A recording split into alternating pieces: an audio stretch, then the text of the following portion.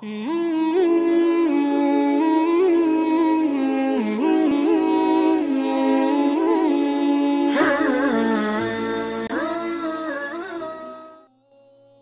Abu Nawas tetap bisa cari solusi. Assalamualaikum warahmatullahi wabarakatuh. Halo Sobat Tukang Rekam HD dimanapun berada, semoga hari ini masih diberikan nikmat kesehatan, keluarga yang sehat dan dilimpahkan rezeki yang barokah. Untuk mendukung channel ini, jangan lupa tekan tombol subscribe, like dan berkomentar.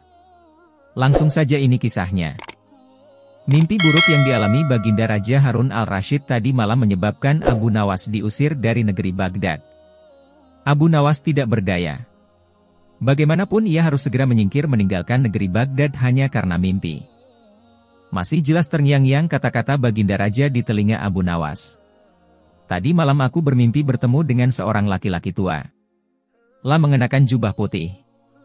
La berkata bahwa negerinya akan ditimpa bencana bila orang yang bernama Abu Nawas masih tetap tinggal di negeri ini. La harus diusir dari negeri ini sebab orang itu membawa kesialan.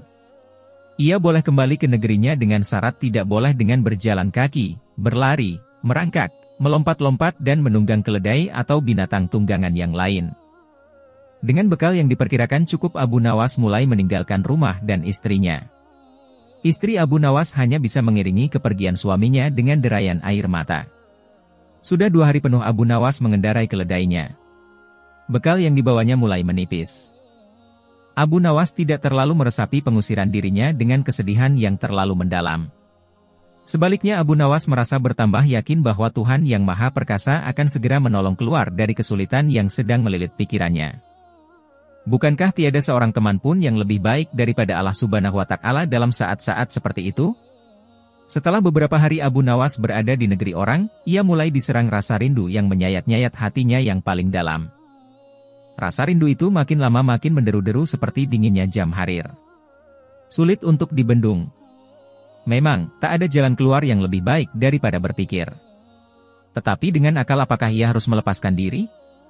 Begitu tanya Abu Nawas dalam hati. Apakah aku akan meminta bantuan orang lain dengan cara menggendongku dari negeri ini sampai ke istana Baginda? Tidak. Tidak akan ada seorang pun yang sanggup melakukannya. Aku harus bisa menolong diriku sendiri tanpa melibatkan orang lain. Pada hari ke-19 Abu Nawas menemukan cara lain yang tidak termasuk larangan Baginda Raja Harun al-Rasyid.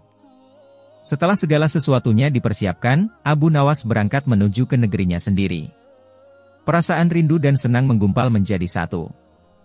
Kerinduan yang selama ini melecut-lecut semakin menggila karena Abu Nawas tahu sudah semakin dekat dengan kampung halaman. Mengetahui Abu Nawas bisa pulang kembali, penduduk negeri gembira. Desas-desus tentang kembalinya Abu Nawas segera menyebar secepat bau semerbak bunga yang menyerbu hidung. Kabar kepulangan Abu Nawas juga sampai ke telinga Baginda Harun al-Rasyid. Baginda juga merasa gembira mendengar berita itu tetapi dengan alasan yang sama sekali berbeda. Rakyat gembira melihat Abu Nawas pulang kembali karena mereka mencintainya. Sedangkan Baginda Raja gembira mendengar Abu Nawas pulang kembali karena beliau merasa yakin kali ini pasti Abu Nawas tidak akan bisa mengelak dari hukuman.